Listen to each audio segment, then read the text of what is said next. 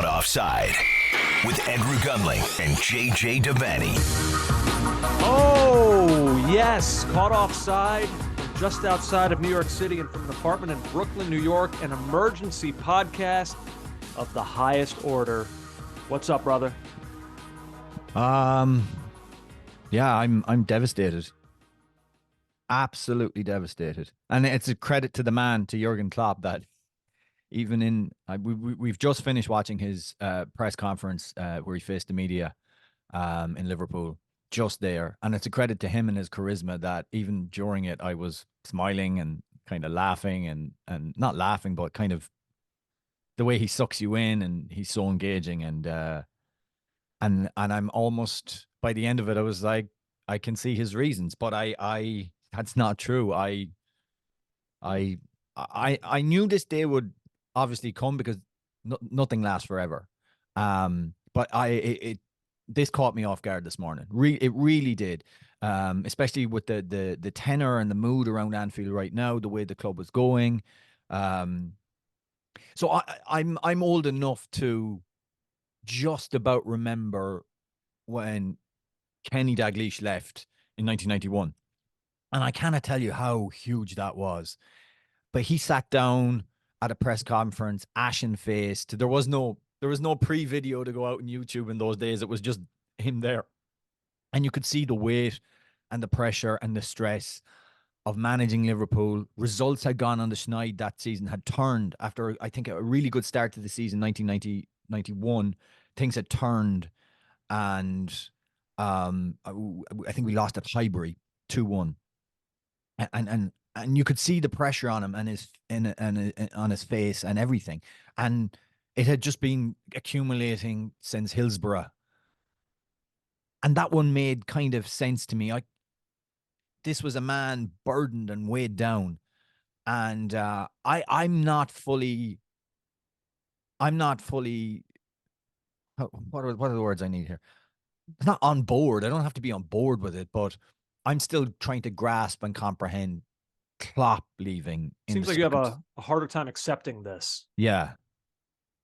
Like, looking back now, Kenny Dalglish looked on the edge of some kind of serious breakdown of some sort.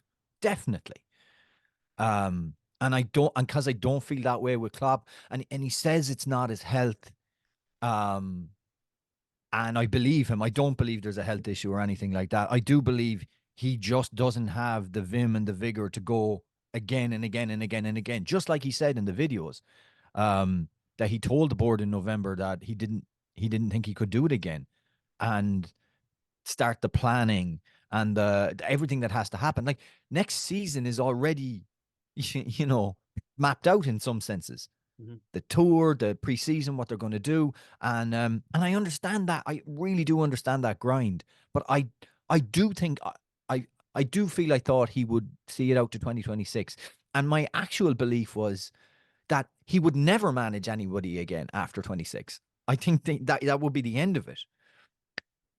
There's other things that have struck me now while I'm talking. His father died at 66 in the early 2000s. That is a young age to die in modern times. And Klopp spoke about his regret that his father didn't get to share in his great successes that would come down the line as a manager. And Klopp is 56.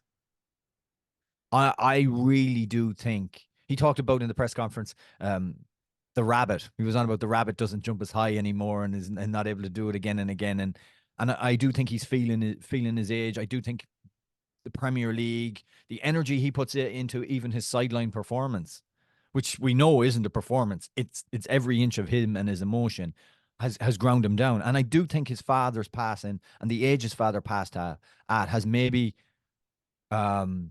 encouraged him to think of what he wants to do with his brief time on this earth. Now, his mother was a devout Christian, and I do think Klopp is a Christian too.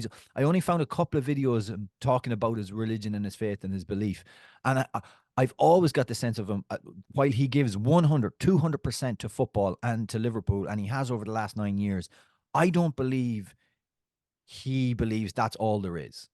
Like I do believe he has perspective, and I think that perspective has come crashing in on him now as he faces a decade gap between his age and the age at which his father passed away. I think that is weighing on him somewhat. What he wants to do with his life and do something else. In fact, can we just listen to this, Andrew? This is him talking specifically about that, about knowing another life outside of football. This is from his video to Liverpool this morning. I came here and I said it on the first day, as a normal guy. I am still a normal guy. I just don't live a normal life for too long now, and I don't want to wait until I'm too old for having a normal life. And I need at least to give it a try at one point to see how it is. Will I miss it? Well, I said I never had this really before, so I need to give it a try, and it's the right moment for me, and I think it's the right moment as well for the club, because I can't do the job from next year on anymore as I did it before, and then I'm not the right one anymore. So, I mean, that kind of feels central to this decision today, that idea of another life, of another way of doing things. Yeah, I think so. I think he, like you said, you're shocked by this. Look, I'm shocked by this in the sense that you never really expected. He did sign a new contract. He said even he thought when he signed that contract that he was going to be there, but he came to find out that he didn't have it in him. But I'm equally not surprised in some ways. He said something during the press conference that I think is very true. Like he spoke about his management style. Everybody has different skill sets as manager, but he said, my management style, whatever success I have, it's going to be based around basically the two ideas of energy and emotion. Right. And he is full throttle on those two things at all times. It's a lot. For 9 years, that's a lot to be that way constantly. He's not understated. He's not calm. Like, he is the loudest guy in the room, whatever room he's in, all the time. That's hard to continue at that rate for that amount of time. So it wouldn't surprise me that a manager with that personality would leave maybe before everyone was ready for him to leave, if that makes sense. So I'm not surprised in that way. That does make sense. Yeah. And I do. It's not that I doubt what he's saying about I need to be 200% invested. I need to be all over this. I think it's important, and he does note this in the Liverpool video, which, funnily, it's amazing. The journalist, it's not that the journalist questions at the press conference weren't good, but the 24 minutes where he sat down with in-house Liverpool TV was kind of more revealing. He's not a modern manager. He is a modern manager, but he's not a modern manager in the sense that he's more of the Fergie Wenger model. And he said in the interview, I became dominant. I think the word he used was dominant role at Liverpool. And he said it wasn't planned that way. It just happened that way. Meaning he was that's his personality, I think. But he was across everything. Yeah. But I mean, like, when we talk about the reshaping of the club, it's not like, well, the reshaping of Brighton under De Zerbi. Brighton still operate the same way they always did, but De Zerbi replaced and reshaped things on the pitch. Klopp reshaped everything, the whole structure of the club, leading into the foot. So, to do that every year and to be across things every year and to give it everything like that is hugely draining. He's not a coach. He is really a manager in the fullest proper sense of that. And no wonder he's tired. No wonder. If I thought he was going to resign, it was during the COVID season, though. The season after they won the league, where things fell apart. They had to ship 7 goals at Villa Park, which now seems crazy. No crowds. He seemed his mother then died in 2021, and he was an irritated, hurt kind of figure. And then the Super League announcement, I honestly thought there's a chance this guy is going to go in the next year. I like, at that point, he seemed drained. But then he came back kind of invigorated. They run City to the wire again, and last season obviously was a big drop off. And he pointed out in the press conference how most managers would be sacked for that. But he's so central to what Liverpool are. It was never a case that would happen. And he alludes, he even alludes in the video that the next manager won't be that dominant figure again. Klopp has built this club to a point now and left it in a state where the manager that comes in next will be a coach primarily, will not be this guy who's like worried about what's going on in the canteen, worried about the training field, planning.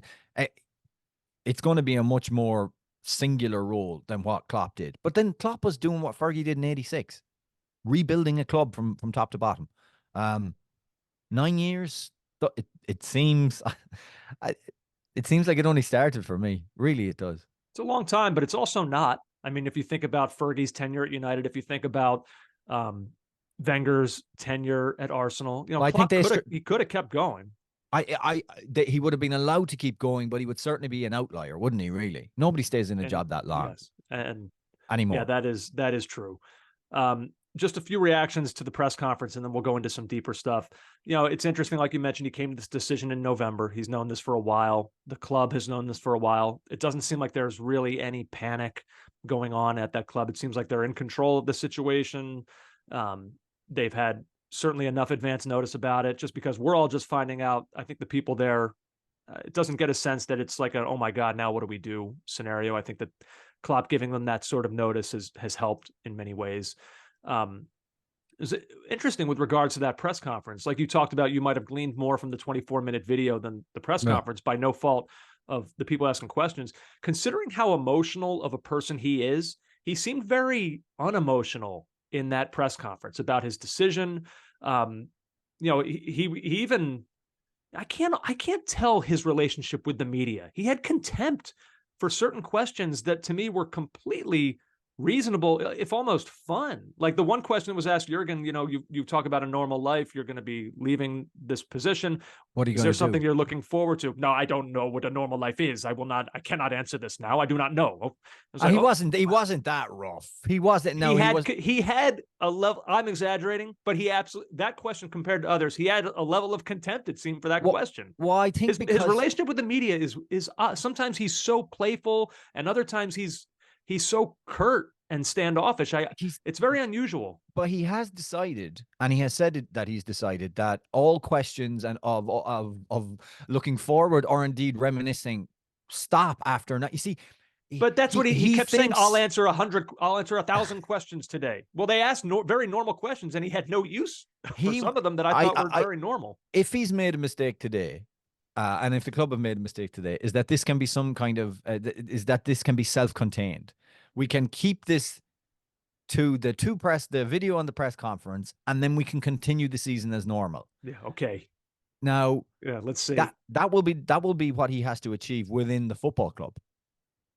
Like he has to do that now, because they are, as the CEO who was there pointed out, they're fighting on four fronts. I mean, this is the potential to be a great season for Liverpool.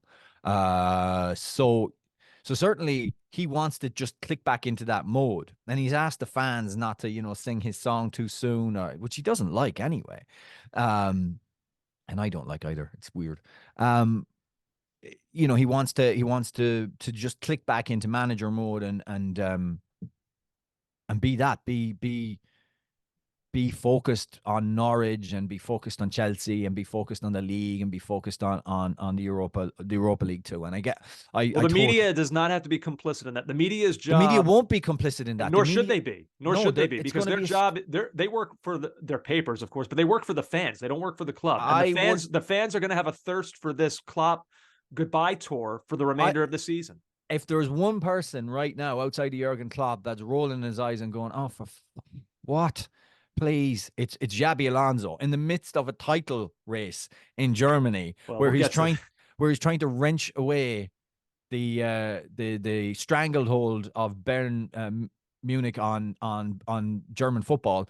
In the midst of that, he's now going to get bombarded. It's going to be a different Xabi story every week now until the end of the season. 100%, unavoidable. Yeah, gonna happen. Absolutely 100%. But And I guess with Klopp, then it does beg the question a little bit. Like if there's, he spoke in his press conference, he addressed this idea of a distraction. He said a distraction takes two parties, one to try to create it and the other one to allow it, which is actually very insightful. And I kind of appreciate that way of looking at it. He's absolutely right. With that being said, then why announce this now? If there's concern that distraction, and he's saying it won't happen, but the players are all going to be asked. He's going to be, I don't care what he said today, every press conference this is coming up. There are some angry Klopp press conferences ahead before this thing is over, because he's had it. He doesn't want any more questions. I actually agree. So why announce it? So the sense or what we were told was that this was decided in November. Right. Nobody's had a peep. It's nearly February. Klopp said in the video, in the modern world, there is no way that this doesn't get out. I'm sorry, I don't agree with that. They've kept this, they've sealed this in really, really tightly. We woke up this morning thinking it was another Friday. I do not agree with that. I unless the seal was about, maybe they knew the seal was about to break. Somebody had a story. Maybe. Yeah, it's possible. Possibly, and maybe there are moves that a giant club make towards getting a new manager that naturally reveal themselves to staff, to other people in the environs of the club, and then straight away it gets out there. But personally, that's a good point. If they're doing things, by the way, exactly what they should be doing. If they know their manager is leaving at the end of the season, they should be making inroads with other possible candidates. It could be somebody at Leverkusen. It could be an agent. It may have, everyone at Liverpool might be doing all the right things to have kept it quiet, but they can only do so much. So it's possible. And Klopp would have to, Klopp, out of a pure courtesy, would have to speak to some people that he's hired. Yeah. Would have to speak to some people that he's hired and say, I ain't here in September. In fact, I'm leaving in May. So he'd have to do that. And then you're relying on them. And it's not that they'd betray his confidence, but they'd mention it to a spouse or something, or, someone looks under a lot of pressure. They're under a lot of stress. What's going on? Well, I don't want to say anything, but I think, the manager's going to be leaving. And that's how stuff gets out. And now we have a way to amplify rumors like that like I said, that wouldn't have been around when Kenny left in 1991. So maybe he's right in that regard. And is it worse that this bursts in March or April? Yeah. In a title run-in, 100%. It's way worse if this suddenly explodes then. So maybe they thought, right, let's face this head on. But if they think that what they've done today can somehow contain the chatter around it, no, absolutely not. All right, the big conversation with this is legacy. Now, look, we have many months to discuss this. Well, it's a weird conversation to have because, like you just said, it could be written. It's February, and they're fighting on four fronts. They're in a cup final. We already know that. Now, the Europa League, I don't know how much winning that will impact whatever his legacy is, but it does matter. They're looking to fend off Manchester City for a title, FA Cup, whatever. There's still a lot to be decided here in terms of, legacy type stuff. However, for the most part, a lot of his legacy is etched in stone. And I think in a good way, regardless of what happens the rest of the season. Like just the reaction today, like this was not the normal reaction to a manager announcing that he's going to be stepping down at the end of the season. I'm getting text messages from people that I didn't even think knew anything about soccer, that are interested in this. Like he has made himself by his own personality and by how successful he's been with this club, a club that has an enormous fan base. He's a larger than life figure within this league. You cannot accurately tell the story of the Premier League without a full chapter on this era of Liverpool and Jurgen Klopp. And that's a team that has only won one Premier League title. Yeah. It's extraordinary what he has meant to this league. And I think his, whatever he goes on to do this season is fantastic, but his legacy is an absolute giant in the Premier League era. Yeah. Bridging that 30-year gap between championship titles for Liverpool it was something that got to him. The emotion of that, we all remember. He basically walked out on a video link with Sky with Kenny Dalglish and a few other legends. He couldn't take it. He said he didn't think it'd feel like this. He revitalized the club. He modernized the club. He made the club In fact, he drove a wedge between between Liverpool and Man City and the rest of the league for the last few years. Even when Liverpool weren't contending last season, for the most part, he's made them the elite team outside of Man City in the English Premier League, and revolutionized the club from top to bottom. Made some unbelievable signings, like some truly legendary signings. Like we will be in the fullness of time, we will be talking about Mo Salah as one of the great signings into English football. Yeah, Mane too, I think. Mane too. His ability to identify young talent coming through. I mean, it's no small thing that Trent Alexander-Arnold has been key to this era and is a Scouser and Liverpool born and bred. That is massive, and it was Klopp that was able to do that and able to use him to the best possible extent. Virgil van Dijk, Alisson, those signings that were made in the immediate aftermath. Obviously, Alisson came at in January that year, but in 2018, but in the immediate aftermath of losing in Kiev to Real Madrid, straight out. Oh, I mean, they Alisson. identified needs, and they made sure to go and they identified who was best there to fill those. I mean, and look, he battled Man City, and he managed to do it without needing the club to spend in a way that was commensurate with what some of the other clubs around them were spending. Now, it's not to say that they didn't spend. Like Van Dijk, like you just said, that was a world record for a center. But again, Alisson was a world record for a goalkeeper. They cost nothing because he realized that I can, through force of pressure, create a number 10 role without having a number 10, and he got rid of Coutinho.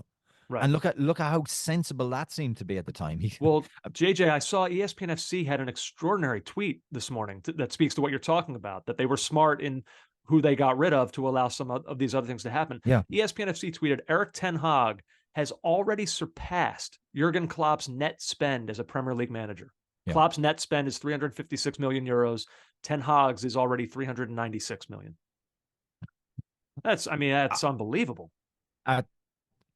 It does, and it speaks to how United's dysfunction has metastasized over the past 10 years, and Liverpool are like Liverpool. One thing Klopp did, and it's not fair to say that Brendan Rodgers didn't try, but one thing that Klopp did was respect Liverpool's history, but also move away from that era model of thinking. And you could say on the flip side that United are caught now in their old era. Well, we're Manchester United. We can spend and buy the best player and come in, and that'll be fine. And clearly, it's not the case anymore. It's funny. I always watch United with the Liverpool lens, so I think that's a mistake we made in 1995. That's a mistake we made in like 2000 or whatever. So. Sure. But back to what he's done, his legacy. I was cynical at the start. So when he came in, there was such a clamor and a consensus from the fan base that he had to be the manager because of the way he'd acted at Dortmund, because of his charisma and personality. And I'm always like, if everybody thinks something, I'm always a bit. You have a big contrarian gene in you. No, sometimes it's accurate. And in this case, it absolutely was. It absolutely was, because he didn't just come in and be a manager, a top end manager who manages a team for 3 years, gets them some success, and then off. He was more than that. He connected to the city in a very real way, and in a way that I didn't believe. I thought it was just a kind of mawkish sentimentality that Merseysiders have. He's our guy. He'll understand who we are. But he did. He got it instantly. Like he was able to connect with the fan base. I was reading Neil Atkinson of the Anfield Wrap. He sent out, if you subscribe to the Anfield Wrap, he sends out an email. The most beautiful kind of love letter to what Klopp did. And the key point of it was that he actually cared. We can be cynical about modern football, but he understood that this was a club with a connection to the fans and that the club really mattered to them. It's not Chelsea. It's not Real Madrid. This is a club rooted in its community and rooted in its history and its sense of self. And he understood that straight away and he cared. And he referenced a moment. And again, it shows maybe there's something warped in me. Maybe there's something along the line that's corrupted me and hardened me against the world. But do you remember being, because it's in the lifetime of this podcast. Do you remember when it was early on in Klopp's reign? They'd been through a few games. They were not playing that much better than they were in Brendan Rodgers. You know, they were running faster. Their stats were up, but they weren't great. And they had West Brom at home. And they got a late equalizer for like a 2-2 against, as Neil said, a team called the Baggies. Yeah, right? and if I remember correctly, they went crazy. He took them, the whole squad team, who would probably want to go down a point at home to West Brom. Like, Yeah. what's that? Took them in front of the cop and made them applaud the fans. Right. And Neil points that as kind of not as a turning point, but an inflection, a moment where you could see this club mattered. And he wanted it to matter to the players, and he wanted to let the fans know, we care about you. I mean, at the time, I was like, this is rubbish. You cannot manufacture this kind of stuff. But it wasn't about manufacturing. It was about, in that moment, you helped us get over the line. You helped us. This is our, as Neil put it, this is our covenant. This is our agreement together. We will, and that's how it's been. Fans, players, all as one, marching through Europe, marching through the Premier League. That's what it's been under Klopp. And he brought that back to the club. It wasn't there under Brendan Rodgers, despite 13-14 and the exhilaration of that. And he brought that back, Andrew. That's his legacy. Absolutely. Now, there is another part of this legacy that's interesting, and it's always been a little bit, it's a little difficult to reconcile with Klopp because he is in some ways a tragic figure.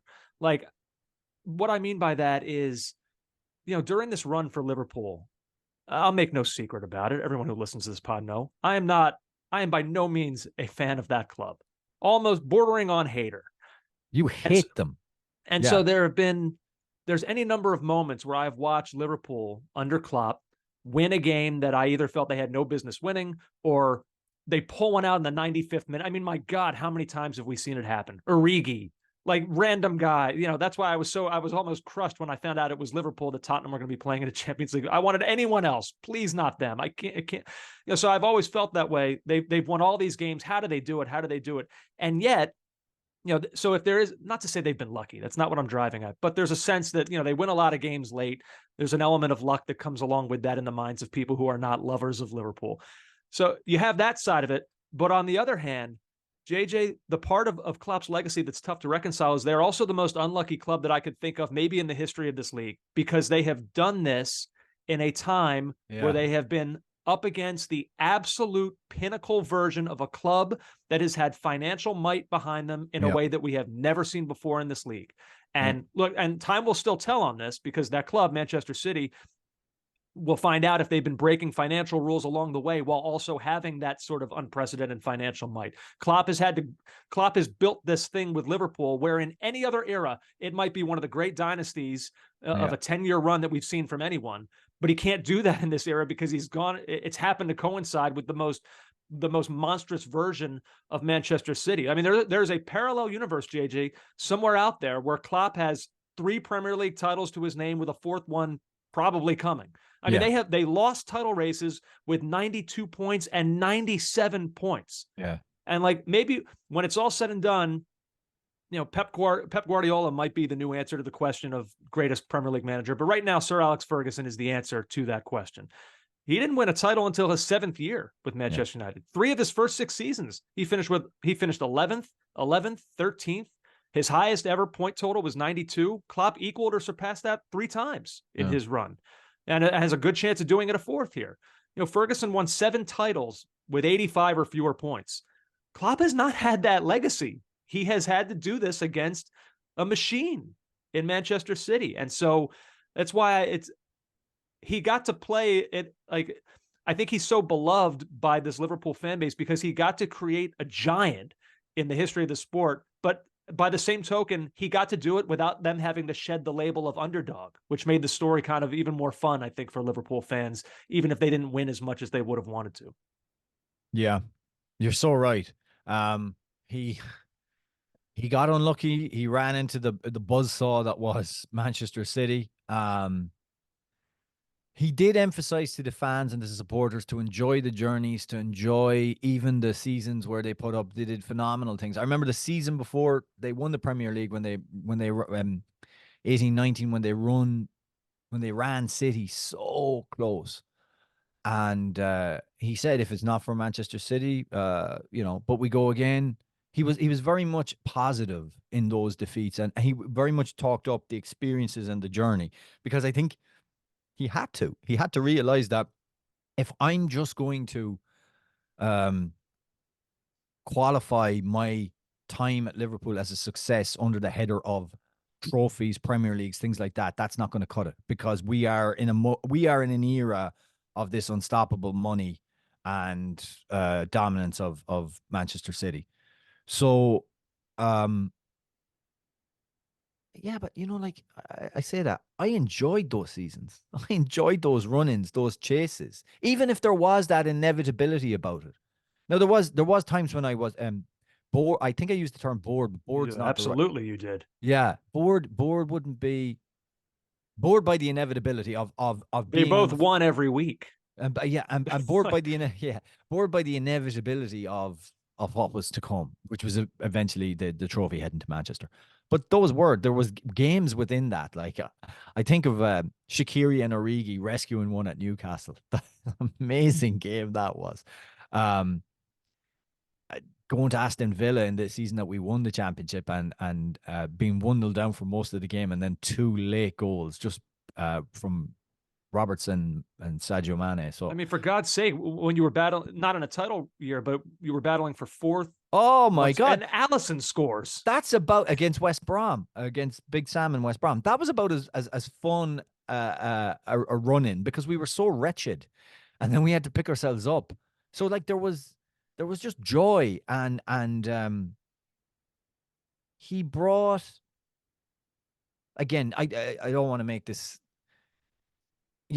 I would never disparage Kenny Dalglish, but those couple of seasons under Kenny Dalglish, like the football was fine. We kept possession a lot. We hit the crossbar a ton. There was moments from Suarez that made you happy, but even the cup final win, the League Cup against Cardiff, was like, we had to go to penalties to beat Cardiff. It was just like, it was all a bit stodgy. And Rodgers, there was that from Christmas of 2013 to May 2014 was a roller coaster I'll never forget. And the football was exhilarating, but it was a bit haphazard, and it was all based on Suarez outscoring what Skirtle and Mignolet would let in at the other end. There was an element, and Sacco, there was an element to that of it. But when he said he'd come in and he promised a brand of football that would excite and would make you want to watch this team, he delivered on that. He absolutely, you couldn't wait for the next game with this team. Can we play a clip? This was the BBC tweeted this earlier today. It's a fantastic clip. Gary Lineker, when Klopp was first joining the club, sat down with him and they spoke about this very thing. Let's take a listen. How would you describe your footballing philosophy? Lively.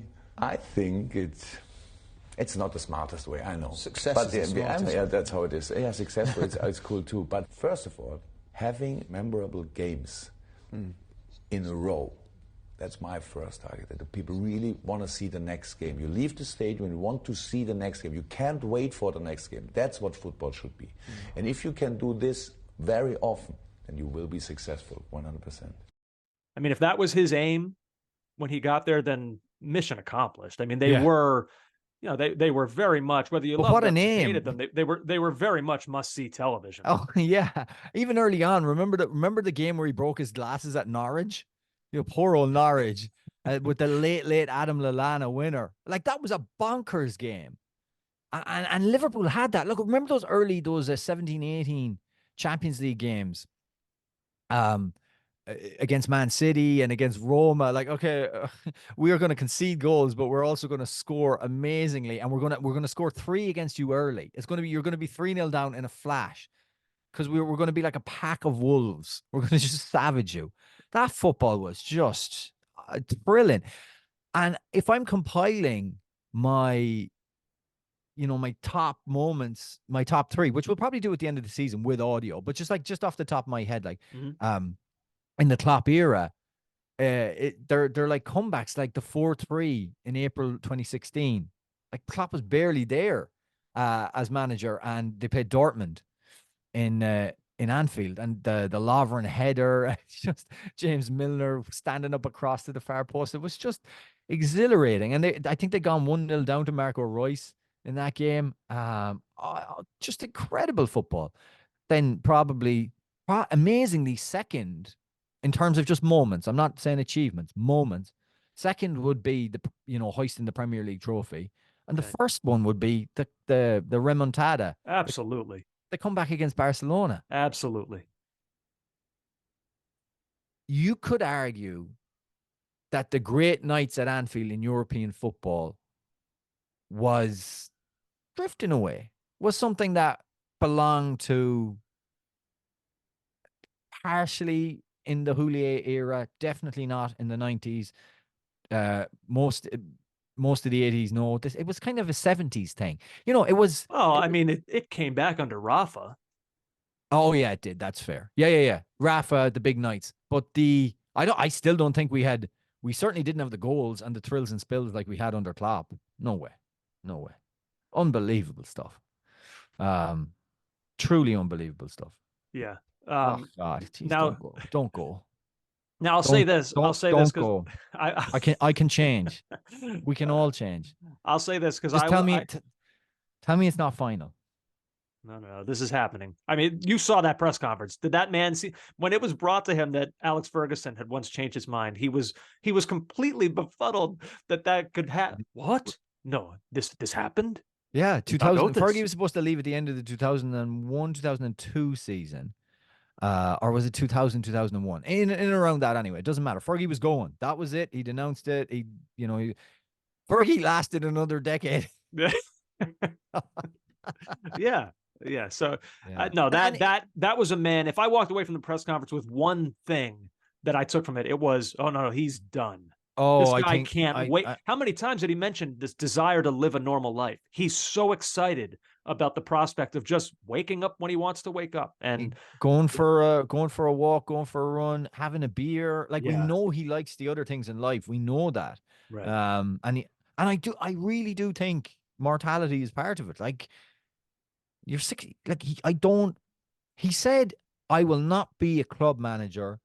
I will not be a international manager for a year at least. Yeah. I'm wondering, because he didn't do a full sabbatical after Dortmund to take the Liverpool job. I'm wondering if he gets to the end of that and he starts to think, I don't want back in. Or he misses it so much that he ends up coming back in. He did confirm, folks, he will not manage a team in England. He said, I believe him on that. That absolutely will not happen. I believe him on that too. I don't think he'll do a Rafa and end up coming back at Stamford Bridge in some kind of emergency capacity. Yeah, I don't see that either. I'll tell you what, let's take a break now. This seems like a good spot. And then on the other side, we'll do some of the future stuff. Liverpool's future. We'll do more. I know you're talking about it now, but a little more on Klopp's future. Still a little bit more to get to here on an unbelievable, a stunning emergency pod here on Caught Offside. More still to come. Oh, back now on a pretty. I mean, this is a massive Friday in the history. Certainly, right now in the sport. Now, I do want to. Can I ask? Go ahead. Can I ask you? Of course. Can I ask my girlfriend? Can I ask? The listenership. Can I take the rest of the day off? I'm not mailing any more T-shirts. Not doing anything. Can I take the rest of the day off? No, unacceptable. That is the antithesis of what Klopp would want. That is the opposite of professionalism. But I'm allowing distraction to take hold. No, unacceptable. I really just want to go and have a pint and reflect and play. You still got 4 months with the guy. It's yeah. You're probably you might win a title. You might win 4 trophies this year. I made a huge error. I watched a compilation video set to emotional music already. It's like 4 minutes long, and it starts at the very beginning of Klopp's reign. Yeah. And what's that song? What the? I don't know what the hell you're saying. Oh, I can't think of it. But anyway, some really emotional music that I wouldn't ordinarily listen to, and now I'm broken. Now, I do want to say this because I have got, look, this podcast is mostly about you. This is your club. This podcast has coincided with this Klopp run for almost the entirety of it. I mean, we start at the end of Brendan Rodgers in that era, but we've been here throughout all of this. We've had a good seat to this.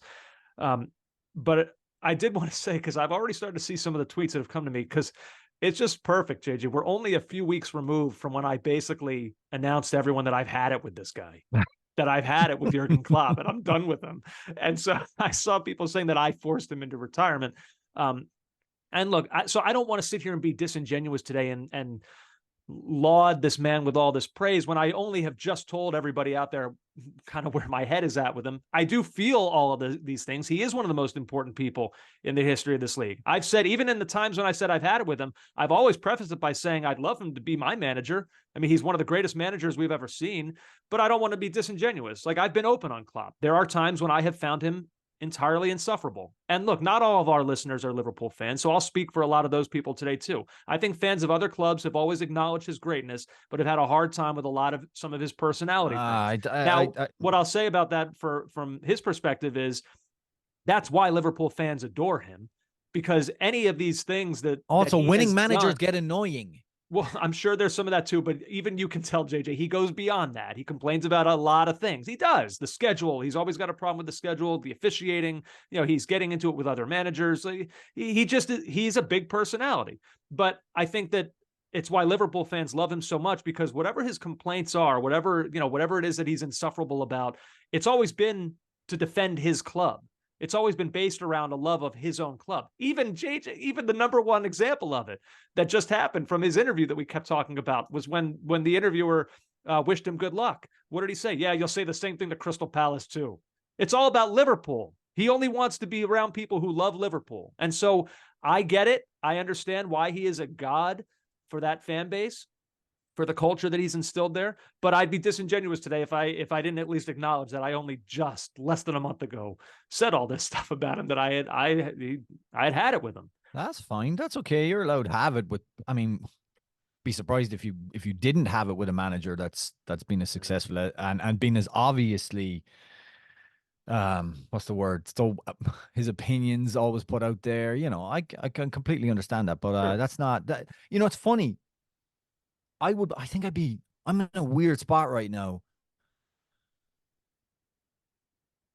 I'm going to be there for his last game as Liverpool manager. I thought about that very, very quickly. Unbelievable, really. Unbelievable. I feel sad and I feel shocked right now. But in a way, the rest of the season, there's so much football. So much, like, half a season to go it just feels like there's so much time left that that's a buffer between me and the realization that that's the end of the Klopp era. That is one thing. So if people expected me to sound more down, that's why I'm not. You seem pretty down, to be honest. I am, but I don't know. I'll say 2 things about you being at that game. Number one, if you wanted to, you could sell that ticket right now for probably 10 times what you paid for. And number 2, you damn well better not. You better not do that. I'll question you as a fan forever if you do that. Why would I do that? You can't do that. You cannot do that. I can't do that. Unless it was out of some virtue, because the whole thing that we just talked about, that you have taken that seat away from a local who you believe are the people that should be at these games. And this is the ultimate. This is Klopp's last game for this club. So if you did it out of some virtuous move to help a local who wanted to be there, then I might say that it's okay. But no, you can't sell that ticket, JJ. I'm not. I have no intentions of doing that. And I By the think way, it's not necessarily his last game for the club. It's his last game at Anfield. But if they're in an FA Cup final, I don't know when the Europa League final is, but good point. We'll see. But last game at Anfield will hold just as much meaning. His last game for Liverpool could be in Dublin, Europa League final. Oh my goodness. Oh my Lord. I mean, the accessibility of Dublin from Liverpool will turn. I mean, it's practically a home goodbye. Good luck to the opposition that day. Oh, for God's good luck to. I mean, that's when If you they see get how there. Liverpool travel en masse to places like Kiev and to Madrid, obviously closer, but Madrid and Paris and now Dublin. Oh God, no, that ridiculous. is someone hasn't. I know they can't predict an English team is going to be in the final, but if it's Man United or Liverpool and they get a final in like they're obviously circling that finals in Dublin, lads. Clearly, like it's So the future, we've talked about it a little bit, what this club looks like without him. Now, it was funny when Carlo Ancelotti announced that he was staying with Real Madrid. We talked about it, that the big winner from that was arguably Bayer Leverkusen. There was kind of an, oh, thank God moment for them. And then when this news broke today, I'm sure there was immediately a sense of like, we're back in this again. Ben Jacobs tweeted this. He said, Xabi Alonso, who's doing an amazing job at Leverkusen, is the early bookies' favorite to replace Jurgen Klopp. Leverkusen CEO Fernando Caro told me there's no clause allowing him to leave for Liverpool, but added, quote, sometimes agreements that aren't on paper are agreements as well. Read between the lines. This is happening. They will allow him to leave for this job. It's obviously a club that means an awful lot to Xabi Alonso. He won a Champions League there. He was a great player there. They're not going to get in the way of him taking this job. So I would start. Yeah. I don't know who the other candidates would even be right now. I mean, De Zerbi would be a candidate as well, but I think I'm not sure De Zerbi's personality would fit that role, and I think he could be too caustic and irascible and what other words? I don't know. Could he be too fiery for that role? I mean, no, it's almost the seamless continuation of what's been there for the last 9 years. No, I don't think so. I think De Zerbi and Klopp are two different characters altogether. Yeah. I don't see that. Alonso, emotional connection, footballing connection, unfinished business as well. 08-09 should have been part of a title-winning team.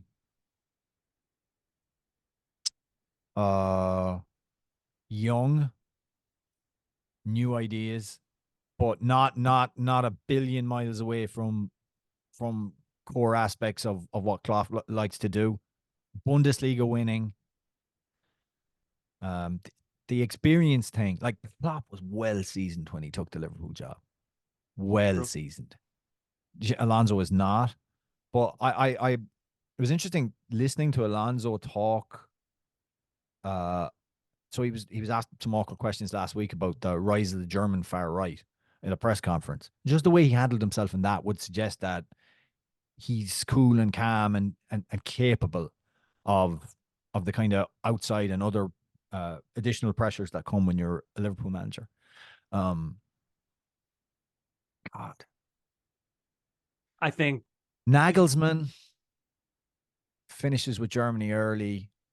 International contracts easier to get out of. Stung by his one massive job and a sense of failure at that. Young, full of energy, full of ideas. German. I think Alonso is a perfect choice. I really do. You do. Yeah. If I were a Liverpool fan and I found out that would be the successor, I'd feel. By the way, okay. I feel good. The people tweeting at me pictures of Steven Gerrard's head, they need to stop. Okay. Well, he's the one who's probably looking at this thinking, man, I missed an opportunity. Like this should be me. I missed an opportunity by proving I wasn't capable. Well, I mean, yes, essentially. Like had things gone differently for him at Aston Villa, the timelines were aligned for this to be his job. He had his time at Do you Rangers, not think, came to the though, Premier League. If it had gone well for him, like Klopp leaving now, it would have been the right amount of time where he got his, where he can I made. ask you this though, Andrew? Do you not see Liverpool as an organization, ownership, the key people in key positions, sense Klopp that they would never go for a Gerrard. They'd have too much info on him. They wouldn't be blinded by anything. He'd have to have done something. He'd have to have led Aston Villa to a Premier League. You don't think if he had gotten Villa to like a Europa League, they made a good run in a Europa League, you don't think that No. that Gerrard would have? I think that's the legacy. I highly disagree. I think that's the legacy of Klopp as well. I think it's a different club. Don't forget, hiring Gerrard is a 1995 decision that Liverpool would have made to try and some kind of warped, reheated boot room thinking. Like they were obsessed with this succession. Bang, bang, bang. So we'll have guys who are all either played at the club or involved in the boot room. So we'll have Graham Souness, then we'll have Roy Evans, then we'll have no. And it took them forever to break with that. I don't think they'll go back to those days. Well, no, they're not going to now. I think the decision has been made. Well, I don't think there was any way that Gerrard, again, and we'd have to. This is why this conversation should probably stop now and be terminated about Gerrard, is because we're imagining Gerrard is a good manager. Well, right. That's what. Yeah, this is a hypothetical. So I'm saying stupid. If he had finished, well, Neil Warnock might get it if Yeah. I mean, you talk about the thing that's interesting here. You mentioned Klopp, and you being at what is likely his last game at Anfield and maybe his last game period. It will likely be Salah's, I think, as well. I don't know that definitively, but I don't think that's certain. No, it's not certain, but I do think that this idea of the Saudis coming in with that, what was it, 200 million or something? I mean, yeah, but do you not think the tenor, the mood is changing out there, Andrew? By the way, for caught offside bingo, tenor, definitely a big one today. Do you not think the mood is changing? Like if Benzema among players, like if Henderson, obviously not that big of a name to come back, a big name because he's English, but not that big of a talent to come back. But like I see what you're saying. Like Jota from Celtic is trying to get out of there now. He's just at least that happened a few months ago. He wanted to go. It seemed like. Yeah, exactly. Benzema, yeah, I think Benzema is like, no, I got something left to give, and I really don't want to be here. Do you not think that would change Salah's calculation? Well, it's hard to say because I don't know I don't know how to figure into that calculation the importance for Salah being, Egyptian, what it would mean to him to be the face of an Arabic league like that. I don't know. And what is the current relationship between Egypt and Saudi Arabia is another question. Well, yeah, I don't know. But I don't know. I don't know how much money would matter to him. He's achieved, Liverpool could win the league this year, he's achieved everything that he could in this league. Maybe, it's a chance for an obscene payday. I don't know. All I know is there's a chance that it could happen. By the way, there's a chance that Liverpool might want it to happen as well. If they feel like that he's in some way about to hit a decline, they think they can get 200 million for him. Yeah. They might be just fine with that sort of thing happening. So this is all to say that, sometimes eras can be blurry. This to me, and it is not to say that Liverpool can't continue to be great. That could happen. But if they are, it is still, this is the demarcation, the end of a clear era for Liverpool with Klopp. I mean, if it's Klopp, who's been the face of the club, and Salah, who's been their best player, I mean, if they both go at the same time, there's this era, and then whatever happens next is part of a new era. It's very easy to define. Manchester City's is like a little blurry. I know people will look at Pep, but they were very good. They continued to be. The players were kind of the same. Aguero bridged the eras. So this though is like, it's a new day when the next season starts. If those two guys aren't there, God. it'll just feel different. They could still be great. They probably will be. Yeah, especially if Salah goes, and Xabi Alonso, the big new manager in the sport, comes in. Who knows what they could do with that money? Everyone will want to play there. But who knows what Xabi Alonso could do with what Klopp has left? That's the one thing. And I don't want to bring this back to United or anything, or even maybe Wenger. You cannot say he's not leaving the club in a great position. You can't, even if they don't win the Premier League this season, like the signings that have come in mostly have worked out. Although, I mean, we're only so far in. We still have to. Yeah. If you want to say the jury's out on something, but he's leaving at the moment as we speak. As he announced, they're top of the league. They do look like a force again. They look reinvigorated from last season. The structures around the club are really, really good. I mean, there are other things, I suppose, surrounding ownership, maybe surrounding wages, but it's just I don't know. He's certainly not leaving. Like when you think of what Fergie left, Fergie left a mess. Well, Let's be honest. I mean, that's sort of what people thought is why he left when he did. That Yeah, may not be true, but I think it was almost like he saw the writing on the wall. We won a title. but he even contributed himself. He's like, he could have got rid of a lot of players that were hanging around there for many years afterwards, and he never. But I think this is a totally different situation for Klopp. I can't believe we're having this conversation, man. Yeah. I thought we were done with our podcast for this week. No. Oh my God. Oof. Not even close. This was I mean, I saw this. I woke up at 6:30 in the morning or 6:40, whatever it was, and saw this up. Get that microphone ready. I did the one. I went up to make the baby's bottle. So she sleeps till like 7. And I did the one for once in my life. I don't know why. I didn't do my usual doom scrolling through the news or seeing what text you'd sent me drunken from the night before. Usually that's a regular occurrence. Usually abusive sectarian messages. But anyway, jokes aside, no, I didn't check my phone, and when I did, oh yeah. We'll have one little bit on this before we finish out. I want to talk about what you think Klopp's personal future will be. Before that, though, I do want to remind everybody that Valentine's Day is knocking, and Manscaped is the remedy for. We can't talk about shaving our balls at a time like this. This is the exact time. They sponsor the show. This will be one of our most listened to podcasts of the year. When Pochettino was fired by Spurs, remember, JJ, that was like our most listened to podcast up to that point. We had never had that emergency pod. This is, as much as I love Poch, I acknowledge Klopp's importance to the league is greater than Mauricio Pochettino's. How would you think are the people that have been by this show for the last several months with sponsoring the show, how would they feel if on a podcast like that we didn't mention that Manscaped, that the show is brought to you by Manscaped? I love Manscaped, but I haven't the heart to talk about my crotch right now. Well, don't worry about it. I got you. I'm always in the mood. The all-new Performance Package 5.0 Ultra, designed to elevate your grooming game and shine like the heartthrob you are. Join the 10 million men worldwide who trust Manscaped with our exclusive offer. Go to manscaped.com and snag 20% off and free shipping with the code Caught Offside, JJ. Of course, the Performance Package, it comes with the brightest LED spotlight yet. It's brighter than your best romantic smile. Perfect for precise grooming, even in the trickiest spots. And it's waterproof as well, making shower shaves an absolute breeze. Also comes with the Weed Whacker 2.0 for nose hair trimming, Manscaped's liquid formulations, 2 free goodies as well, the travel bag and boxers 2.0. So it's got everything, and you can get it for 20% off and free shipping with the code CAUGHTOFFSIDE at manscaped.com. That's 20% off and free shipping at manscaped.com. Use the code CAUGHTOFFSIDE because your grooming upgrade awaits, ready to charm your Valentine's dates. All right, let's close out by talking about Klopp and basically what you think is next for him, because here is my prediction, and I know he is all in on this idea of a normal life, and I think he'll enjoy it. But I'm also predicting with a high degree of certainty, this man will manage again. He cares too much about this sport. He's too passionate for it.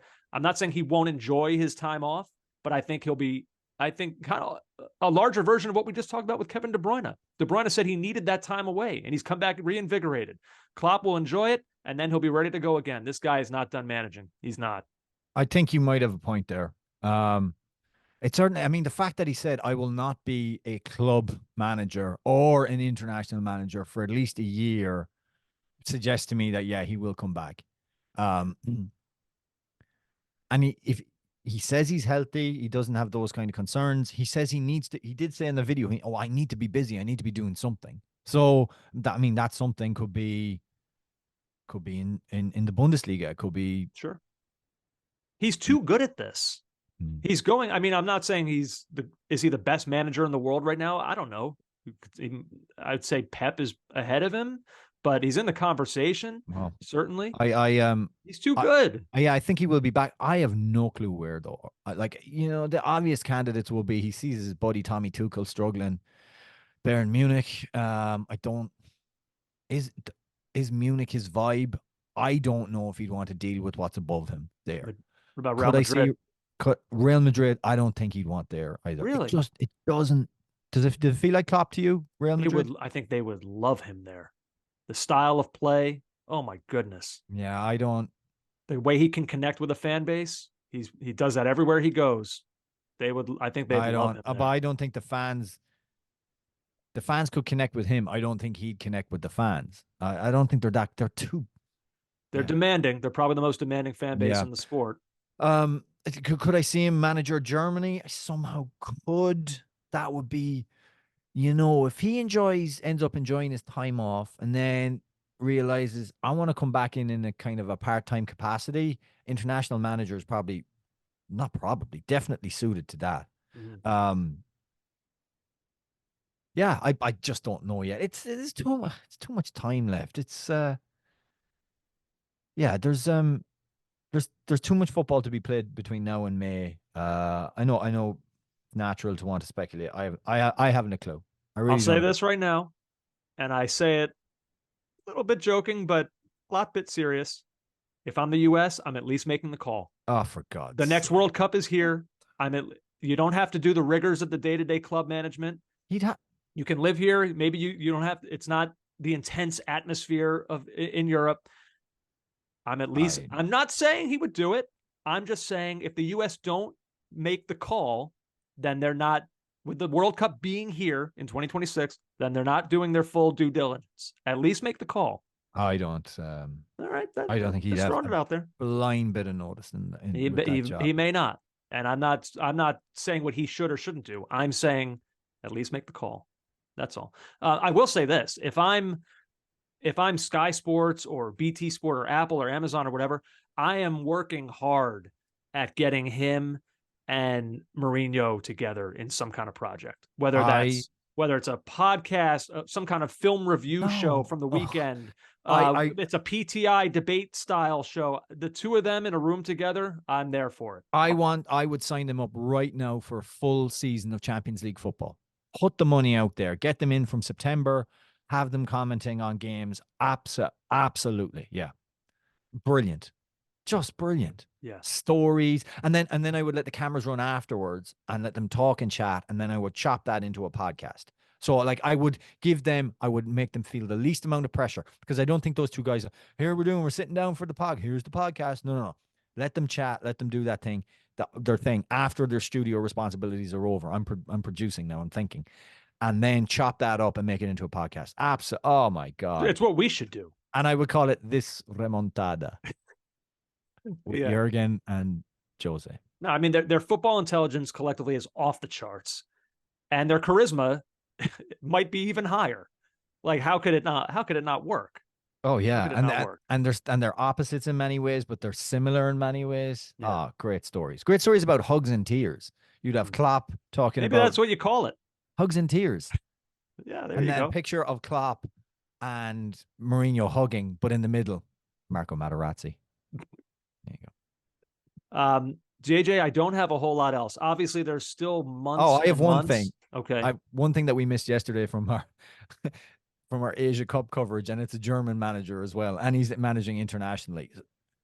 The pelters that Jurgen Klinsmann is getting from South Korea, for certain sections of South Korean media, for that 3-3 draw with Malaysia, and for just his general, he's smiling and laughing in the press conference afterwards. And while Heung-min Son looks like he is going to, I got to be careful what I say here, so I will moderate. He looks very upset. I will put it that way. Very upset and shamed. And then there's this brilliant still of Jurgen on the bench smiling when the third Malaysian goal goes in, and the other two Korean coaches literally like crestfallen. Yeah. So I just wanted to mention that, because we had ourselves a heck of a manager there. Yep. We had the full Klinsmann experience, no doubt. Anyway, JJ, this was something. There will be a lot more on this, of course, as the season transpires. We got 4+ months to go. where we can really soak this in and really appreciate this Jurgen Klopp You era can take joy in as- it as because JJ weeps on a weekly basis. I look forward to that. I weep anyway, so I might as well make it a. Many more hugs and tears still to come. JJ, I enjoyed this. I enjoyed this immensely. It was a great conversation. I will say, when I woke up and saw this, like, I guess the mark of knowing that I really do enjoy doing these shows with you was like, instantly, my first thought was, oh my God, I can't wait to talk about this with JJ. This is going to be so much fun. Well, And that's it was. nice. And it was. I enjoyed it immensely. Hey, to you, I say, Check you later, Jurgen. I'll see you. Take care. You've been listening to the Caught Offside Soccer Podcast.